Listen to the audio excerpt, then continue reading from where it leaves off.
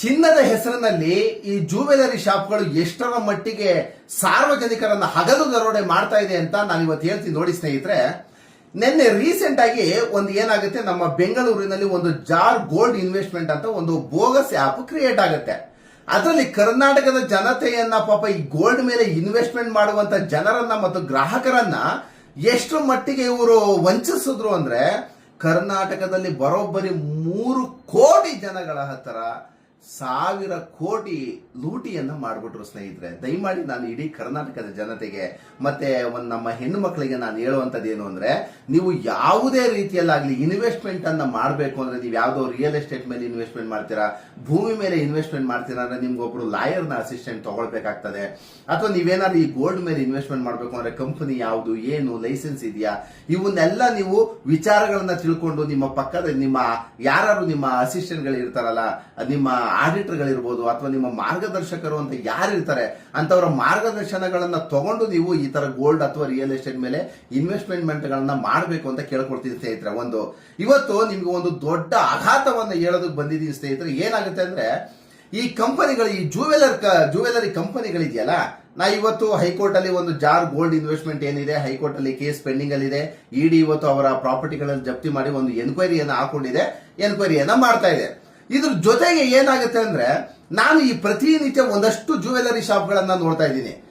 ಇದು ಒಂದು ಈ ಯಾರೋ ಗಿಲ್ಲಿ ಯಾವ್ದೋ ಅದು ಶ್ರೀ ಸಾಯಿ ಗೋಲ್ಡ್ ಪ್ಯಾಲೇಸ್, ಆಮೇಲೆ ಈ ಲಲಿತಾ ಜುವೆಲರಿ, ಆಮೇಲೆ ಈ ಕನ್ನಿಕಾ, ಮಲಬಾರು, ಮತ್ತೊಂದು ಮಗದೊಂದು, ಈ ಸಮಾಜದಲ್ಲಿ ಒಂದು 10-15 ಒಂದಷ್ಟು ಜುವೆಲರಿ ಅಂಗಡಿಗಳಿದೆಯಲ್ಲ, ಈ ಕೃಷ್ಣ ಚೆಟ್ಟಿ ಮತ್ತೊಂದು ಮಗದೊಂದು, ಒಂದು 10-15 ಒಂದಷ್ಟು ಗೋಲ್ಡ್ ಕಂಪನಿಗಳಿದೆ, ಜುವೆಲರಿ ಕಂಪನಿಗಳಿದೆ.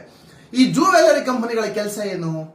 ನೀವು ಚಿನ್ನವನ್ನ ಬಂಡವಾಳ ಹಾಕಿ ಇಟ್ಕೊಂಡಿರ್ತೀರ, ಚಿನ್ನವನ್ನ ಸೇಲ್ ಮಾಡ್ಬೇಕಷ್ಟೇನೆ. ಕಂಪನಿ ರೂಲ್ಸ್ ಏನನ್ನತ್ತೆ ಸ್ನೇಹಿತರೆ, ನಾನು ನಿಮ್ಗೆ ಎಲ್ಲ ದಾಖಲಾತಿಗಳ ಸಮೇತ ಇವತ್ತು ಉತ್ತರ ಕೊಡೋದಕ್ಕೆ ಬಂದಿದ್ದೀನಿ ನೋಡಿ. ಸಾಯಿ ಗೋಲ್ಡ್ ಆಗಿರ್ಬೋದು, ಈತ ಲಲಿತಾ ಆಗಿರ್ಬೋದು, ಅಥವಾ ಮತ್ತೊಂದು ಮಗದೊಂದು, ಒಂದಷ್ಟು ಉದಾಹರಣೆಗಳನ್ನ ಕೊಟ್ಕೊಂಡು ಹೋಗ್ತೀನಿ ನಾನು ಇವತ್ತು. ನಿಮ್ಮ ಗೋಲ್ಡ್ ಕಂಪನಿಗಳಲ್ಲಿ ಈಗ ಕಂಪನಿಗಳನ್ನ ಮಾಡ್ಕೊಂಡಿದ್ದೀರಾ. ಕಂಪನಿಗಳನ್ನ ಮಾಡ್ಕೊಂಡಾಗ ಏನಾಗುತ್ತೆ ಸ್ನೇಹಿತರೆ ಅಂದ್ರೆ, ನೀವು ಇನ್ವೆಸ್ಟ್ಮೆಂಟ್ ಅನ್ನ ಮಾಡಬೇಕು ಅಂದ್ರೆ ಸಾರ್ವಜನಿಕರ ಹತ್ರ, ಈಗ ಒಂದು ಅಂಗಡಿ ಅಷ್ಟೇ, ಅದು ಗೋಲ್ಡ್ ಜ್ಯುವೆಲರಿ ಅಂಗಡಿ, ಅಕಸ್ಮಾತ್ ನಾವು ದೊಡ್ಡದಾಗಿದ್ರೆ ಏನೋ ಒಂದು ಕಂಪ್ನಿ ಮಾಡ್ಕೊಂಡು ಅಂಗಡಿ ಓಪನ್ ಮಾಡ್ಕೊಂಡಿರ್ತಾರೆ ಅಂತೀವಿ ಸಾಮಾನ್ಯವಾಗಿ. ಒಂದು ಕಂಪನಿಯನ್ನ ಅವರು ಪ್ರಾರಂಭ ಮಾಡಿದ ಮೇಲೆ ಕಂಪನಿಯನ್ನ ಅವರು ಬಂಡವಾಳದೊಂದಿಗೆ ಸ್ಟಾರ್ಟ್ ಮಾಡ್ಬೇಕಷ್ಟೇನೆ. ಬಟ್ ಆದ್ರೆ ನೀವು ಸಾರ್ವಜನಿಕರ ಹತ್ರ ನೀವೇನಾದ್ರು EMI ಗಳನ್ನ ತಗೊಳ್ತೀರಾ, ಮಂತ್ಲಿ ಕಟ್ಟಿ ಅಥವಾ ವಾರ ಕಟ್ಟಿ ಅಥವಾ ತಿಂಗಳ ಕಟ್ಟಿ ಅಂತ ಏನ್ ಕಟ್ಟಿಸ್ಕೊತಾ ಇದಾರಲ್ಲ, ಈ ಸಾಯಿ ಗೋಲ್ಡ್ ಪ್ಯಾಲೇಸ್ ಆಗಿರ್ಬೋದು, ಲಲಿತಾ ಆಗಿರ್ಬೋದು, ಆಮೇಲೆ ತನಿಷ್ಕ್ ಆಗಿರ್ಬೋದು, ಭೀಮಾ ಜುವೆಲರ್ಸ್ ಆಗಿರ್ಬೋದು, ಕೃಷ್ಣಯ್ಯ ಚೆಟ್ಟಿ ಆಗಿರ್ಬೋದು, ಈ ದೊಡ್ಡ ಜುವೆಲರಿ ಕಂಪ್ನಿಗಳೆಲ್ಲ ಏನ್ ಮಾಡ್ತಾ ಇದೆ ಗೊತ್ತಾ, ನಿಮ್ಗೆ ಇವತ್ತಲ್ಲ ನಾಳೆ ಮೋಸ ಮಾಡಿ 3 ಪಂಗನಾಮವನ್ನ ಹಾಕ್ತವೆ. ಒಂದು ದೊಡ್ಡ ಉದಾಹರಣೆ ಏನು ಅಂದ್ರೆ, ನಿನ್ನೆ ನಿಮ್ಮ ಎದುರುಗಡೆ ಕಣ್ಣಲ್ಲಿ ಕಾಣ್ತಿರುವಂತ ಎದುರುಗಡೆ ಉದಾಹರಣೆ ಏನು ಅಂದ್ರೆ, ಜಾರ್ ಗೋಲ್ಡ್ ಇವತ್ತು ಸೀಸ್ ಆಯ್ತು, ಎನ್ಕ್ವೈರಿಗೆ ಹೋಗ್ಬಿಟ್ಟಿದೆ. ಈ ಹಿಂದೆ ಒಂದು 3-4 ವರ್ಷದಿಂದ IMI ಕಂಪ್ನಿ ಒಂದು ಹಗರಣ ಆಯ್ತು. ಯಾರಿಗೆ ದುಡ್ಡು ಬಂತು? ಎಲ್ಲ 30 ಲಕ್ಷ, 40 ಲಕ್ಷ, 60 ಲಕ್ಷ ಇನ್ವೆಸ್ಟ್ಮೆಂಟ್ ಗಳನ್ನ ಮಾಡ್ಬಿಟ್ರಲ್ಲ. ಯಾರ್ಯಾರ್ದೋ ಮಾತುಗಳನ್ನ ಕರ್ಕೊಂಡೋಗಿ ನೀವು ಯಾವ್ದೋ ESI ಹಣ, PF ತಗೊಂಡು ಹಣ, ಮತ್ತೆ ಯಾವ್ದಾವ್ದೋ ದುಡ್ಡುಗಳನ್ನ ಸೆಟ್ಲ್ಮೆಂಟ್ ಪಾಪ ಅವರೆಲ್ಲ ಸೀನಿಯರ್ ಸಿಟಿಜನ್ಗಳು ಕೆಲಸ ಮಾಡಿ ದುಡ್ದಂತ ಹಣವನ್ನ ತಗೊಂಡೋಗಿ ಇನ್ವೆಸ್ಟ್ಮೆಂಟ್ ಮಾಡೋದು. ಇವತ್ತು 1 ರೂಪಾಯಿ, ಸಾವಿರಾರು ಕೋಟಿ ಹಗರಣವನ್ನ ಮಾಡಿದ್ರಲ್ಲ ಈ IMI ಹಗರಣದಲ್ಲಿ. 1 ರೂಪಾಯಿ ಇವತ್ತಿಗೂ ಕೇಸ್ ರನ್ನಿಂಗ್ ಅಂತಿದೆ, 1 ರೂಪಾಯಿ ವಾಪಸ್ ಬಂದಿಲ್ಲ ಸ್ನೇಹಿತರೆ. ಈ ತರ ಬೋಗಸ್ ಜುವೆಲರಿ ಅಂಗಡಿಗಳ ಮೇಲೆ ನಿಮ್ಗೆ ಬಡ್ಡಿ ಜಾಸ್ತಿ ಕೊಡ್ತೀನಿ ಅನ್ನೋದು, ಇಲ್ಲ 12 ತಿಂಗಳು ಕಟ್ಬಿಡಿ ಆಮೇಲೆ ನಿಮ್ಗೆ 1 ಗ್ರಾಮ್ ಹೆಚ್ಚಿಗೆ ಕೊಡ್ತೀನಿ ಅನ್ನುವಂಥದ್ದು, ಈ ತರ ನಿಮ್ಮ ಸಾರ್ವಜನಿಕರನ್ನ ನಂಬಿಸಿ ನೀವು ಆ ಕಂಪ್ನಿಗಳ ಮೇಲೆ ಇನ್ವೆಸ್ಟ್ಮೆಂಟ್ ಮಾಡಿಸ್ಕೊಳ್ತಾರೆ ಅಂತ ಇಂಥ ಬೋಗಸ್ ಕಂಪ್ನಿಗಳನ್ನ ದಯಮಾಡಿ ಯಾರೂ ಸಹ ನಂಬಬೇಡಿ. ಆಮೇಲೆ ನನಗೊಂದು ಬೇಜಾರು ಏನಾಗೋದು ಅಂದ್ರೆ, ಈ ಎಲ್ಲಾ ಜುವೆಲರಿ ಅಂಗಡಿಗಳಿಗೂ ಸಹ ಈ ದೊಡ್ಡ ಸೆಲೆಬ್ರಿಟಿಗಳು ಬಂದ್ಬಿಟ್ಟು ಅಡ್ವರ್ಟೈಸ್ಮೆಂಟ್ ಅನ್ನ ಮಾಡ್ತಾ ಇರ್ತಾರೆ. ನಾನು ಇವತ್ತು ಹೇಳ್ತೀನಿ ಕೇಳಿ ಸ್ನೇಹಿತರೆ, ಒಂದು ಕಂಪ್ನಿ ಇರುತ್ತೆ, ಒಂದು ಕಂಪನಿ ಅವರ ಬಿಸ್ನೆಸ್ ಅನ್ನ ಹಾಕೋಬೇಕು, ಬಂಡವಾಳ ಎತ್ಕೋಬೇಕು, ಲಾಭಾಂಶಗಳನ್ನ ತಗೊಳ್ತಾರೆ, ಅವರವರ ವ್ಯವಹಾರಗಳನ್ನ ಮಾಡ್ಕೊಳ್ತಾರೆ, ಎಲ್ಲ ಓಕೆ. ಬಟ್ ನೀವು ಸಾರ್ವಜನಿಕರ ಹತ್ರ ವಾರದಲ್ಲಿ ಕಟ್ಟಿಸ್ಕೊಳ್ಳೋದಕ್ಕೆ, ತಿಂಗಳ EMI ಗಳನ್ನ ಕಟ್ಟಿಸ್ಕೊಳ್ಳೋದಕ್ಕೆ ಕಾನೂನಲ್ಲಿ ಯಾವ ಕಾನೂನು ನಿಮ್ಗೆ ಅವಕಾಶವನ್ನ ಮಾಡಿಕೊಟ್ಟಿದೆ? ಕಂಪನಿ ಕಾನೂನು ಏನನ್ನುತ್ತೆ ಗೊತ್ತಾ? ಶೇರ್ಸ್ ಅಂಡ್ ಡಿಬೆಂಚರ್ಸ್ ಬಗ್ಗೆ ಮಾತಾಡುತ್ತೆ. ಕಂಪನಿ ಲಾನಲ್ಲಿ ನೀವು ಕಂಪನಿಯನ್ನ ರಿಜಿಸ್ಟರ್ ಮಾಡಿಸ್ಕೊಂಡಿರ್ತೀರಾ ಅಂತ ತಿಳ್ಕೊಳ್ಳಿ, ಇಲ್ಲ ಪಾರ್ಟ್ನರ್ಶಿಪ್ ಫರ್ಮ್ ಮತ್ತೊಂದು ಮಗದೊಂದು ಮಾಡಿಸ್ಕೊಂಡಿರ್ತೀರಾ ಅಂತ ತಿಳ್ಕೊಳ್ಳಿ. ಕಂಪನಿ ಲಾನಲ್ಲಿ ನೀವು ಸಾರ್ವಜನಿಕರಿಂದ ನೀವೇನಾದ್ರು ನಿಮ್ಮ ಕಂಪನಿಗೆ ಹಣವನ್ನ ತಗೊಳ್ಬೇಕಾಗತ್ತೆ ಅಂದ್ರೆ ಶೇರ್ ಸರ್ಟಿಫಿಕೇಟ್ ಅನ್ನ ಮಸ್ಟ್ ಅಂಡ್ ಶುಡ್ ಕೊಡ್ಲೇಬೇಕಲ್ವಾ?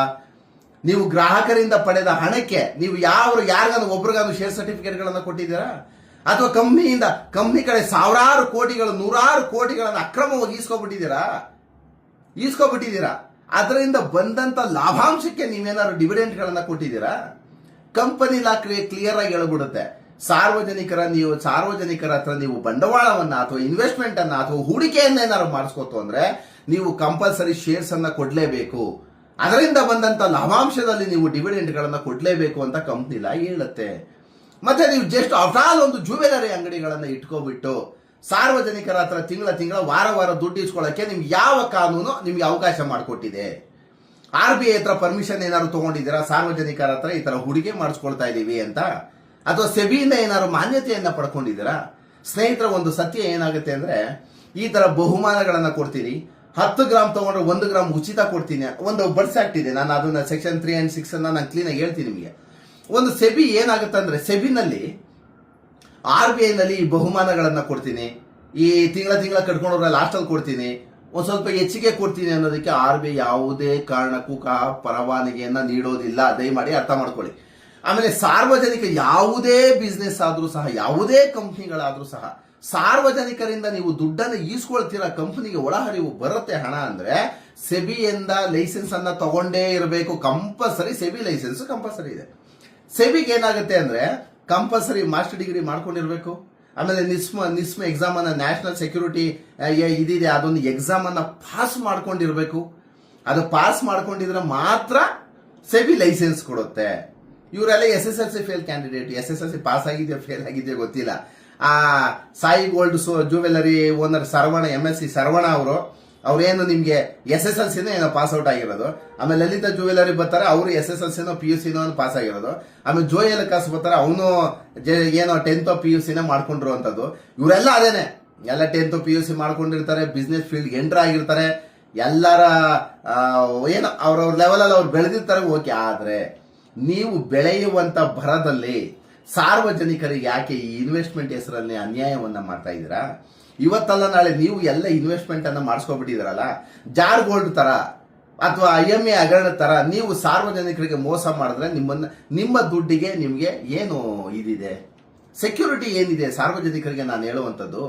ಹಾಗಾಗಿ ನಾನು ಹೇಳ್ತಾ ಇರೋದೇನಂದ್ರೆ, ದಯಮಾಡಿ ಸ್ನೇಹಿತರೆ, ಇಂಥ ಬೋಗಸ್ ಜ್ಯುವೆಲರಿ ಅಂಗಡಿಗಳ ಮೇಲೆ, ಅಂದ್ರೆ ಏನು ಈ ಜ್ಯುವೆಲರಿ ಅಂಗಡಿಗಳಿದೆಯಲ್ಲ, ಯಾವ್ಯಾವ ಒಂದಷ್ಟು ಎಲ್ಲ ಏನು ನೀವು ಮಾಸಿಕವಾಗಿ ಹಣವನ್ನ ಕಟ್ಟಿ ನಾವು 1 ವರ್ಷಕ್ಕೊಂದ್ಸಲ ಚಿನ್ನ ಕೊಡ್ತೀವಿ ಅಂತ ಅವರು ನಿಮ್ಮ ದುಡ್ಡನ್ನು ಎಲ್ಲೆಲ್ಲೋ ಇನ್ವೆಸ್ಟ್ಮೆಂಟ್ ಗಳನ್ನ ಮಾಡ್ಕೊಳ್ತಾರೆ. ನಾಳೆ ಲಾಸ್ ಆಯ್ತು ಅಂತ ತಿಳ್ಕೊಳ್ಳಿ. ಸರ್ಕಾರ ಏನನ್ನಂತೆ ಗೊತ್ತಾ? ಒಂದೇ ಮಾತು. ಪೊಲೀಸರು ಏನಂತಾರೆ ಗೊತ್ತಾ? ಒಂದೇ ಮಾತು.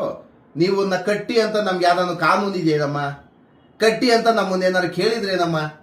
ಕಟ್ಟಿ ಅಂತ ನಿನ್ ಗಂಡ ಹೇಳಿದ್ನ ಅಥವಾ ನಿಮ್ ಮಕ್ಳು ಹೇಳಿದ್ರಮ್ಮ ಅಂತ ಕೇಳ್ತಾರೆ. ಅವತ್ತು ನಿಮ್ಗೆ ಅದಕ್ಕೆ ಸೆಕ್ಯೂರಿಟಿ ಯಾರು? ಪೊಲೀಸರು ಕೇಳಿದ್ರೆ ಹಿಂಗೇನದು, ನಿಮ್ಗೆ ಏನ್ರಿ 1000 ಸಲ ಆ ಸೆಂಟ್ರಲ್ ಗೌರ್ಮೆಂಟ್ ಎಷ್ಟು ಚೆನ್ನಾಗಿ ನಿಮ್ಗೆ ಮೊಬೈಲ್ ನಲ್ಲಿ ಕಾಲರ್ ಟ್ಯೂನ್ ಮಾಡ್ತು. ಈ ಟ್ರೇಡಿಂಗ್ಗಳ ಮೇಲೆ, ಈ ಶೇರ್ ಬಿಸ್ನೆಸ್ಗಳ ಮೇಲೆ, ಈ ರಿಯಲ್ ಎಸ್ಟೇಟ್ ಸೇಮ್ ಅದೇನೆ. ತಿಂಗಳ ಕಟ್ಕೊಂಡೋಗಿ ಲಾಸ್ಟ್ ಅದು ನಿಮ್ಮ ದುಡ್ಡುಗಳೆಲ್ಲ ಒಂದು ಲಂಸಮ್ ಅಮೌಂಟ್ ಆದ್ಮೇಲೆ ಸೈಟ್ ಕೊಡ್ತೀನಿ ಅಂತಾರೆ. ಯಾವ ಕಾನೂನು ಇದೆ? ರಿಯಲ್ ಎಸ್ಟೇಟ್ ಸೈಟ್ ಕೊಡಿಸ್ತೀನಿ ಅಂತ ತಿಂಗಳ ಕಟ್ಕೊಂಡೋಗಿ ಲಾಸ್ಟ್ ಸೈಟ್ ಕೊಡಿಸೋದಕ್ಕೆ ಇವ್ರು ಯಾರು? ಯಾವ ಕಾನೂನಲ್ಲಿ ಇವ್ರಿಗೆ ದುಡ್ಡನ್ನ, ಸಾರ್ವಜನಿಕರಿಂದ ದುಡ್ಡನ್ನ ಕಲೆಕ್ಷನ್ ಮಾಡ್ಕೊಂಡು ನಿಮ್ಗೆ ಲಾಸ್ಟ್ ಸೈಟ್ ಕೊಡುವಂತ ಯಾವ ಕಾನೂನು ಹೇಳಿದೆ? ಅದೊಂದು ರೆರಾ ಹೇಳಿದ್ಯಾ, ಬಿಡಿ ಹೇಳಿದ್ಯಾ, ಬಿಎಂಆರ್ಡಿ ಹೇಳಿದ್ಯಾ? ಯಾವುದಿದೆ? ಎಲ್ಲ ಇವರ ಉಪಯೋಗಕ್ಕೆ ತಕ್ಕಂತೆ ಮಾಡ್ಕೊಬಿಟ್ಟಿರ್ತಾರೆ ಸ್ನೇಹಿತರೆ. ದಯಮಾಡಿ ನಾನು ಹೇಳುವಂತದ್ದು ನಿಮ್ಗೆ ನಾನು ಹೇಳ್ತೀನಿ ಕೇಳಿ. ನಮ್ಮ ಬಡ್ಸ್ ಆಕ್ಟ್ ಕ್ಲಿಯರ್ ಆಗಿ ಹೇಳಿದೆ, ಬ್ಯಾನಿಂಗ್ ಆಫ್ ಅನ್ಡೆಪಾಸಿಟೆಡ್ ಸ್ಕೀಮ್ಸ್ ಅಂತ ಇದೆ. ಅದರಲ್ಲಿ ಸೆಕ್ಷನ್ 3 ಕ್ಲೀನ್ ಆಗಿ ಹೇಳುತ್ತೆ. ಇವರೆಲ್ಲ ಈ ಸಾಯಿ ಗೋಲ್ಡ್ ಪ್ಯಾಲೇಸ್ ಆಗಿರ್ಬೋದು, ಆಮೇಲೆ ಲಲಿತ ದಿನಾ ಬೆಳಗಾರೆ ಕಥೆ ಪುರಾಣಗಳು ಹೇಳ್ತಾ ಇರ್ತಾರೆ, ನಿಮ್ಮ ಹಣ ನಿಮಗೆ ಮುಖ್ಯ, 1 ರೂಪಾಯಿ ನಾವು ಮೋಸ ಮಾಡಲ್ಲ ಅಂತ. ಬಡ್ಸ್ ಆಕ್ಟ್ ಕ್ಲೀನ್ ಆಗಿ ಹೇಳಿದೆ ನೋಡಿ. ಇಲ್ಲಿ ನಾನು ಕ್ಲೀನ್ ಆಗಿ ತೋರಿಸ್ತೀನಿ ನಿಮ್ಗೆ. ಇದು ಬಡ್ಸ್ ಆಕ್ಟ್ ಅಲ್ಲಿ ನೋಡಿ, ಇದೇನಾಗುತ್ತೆ, the banning of unregulated deposit schemes act ಅಲ್ಲಿ ಕ್ಲೀನ್ ಆಗಿ ಹೇಳಿದೆ. ಸೆಕ್ಷನ್ 3 ಹೇಳುತ್ತೆ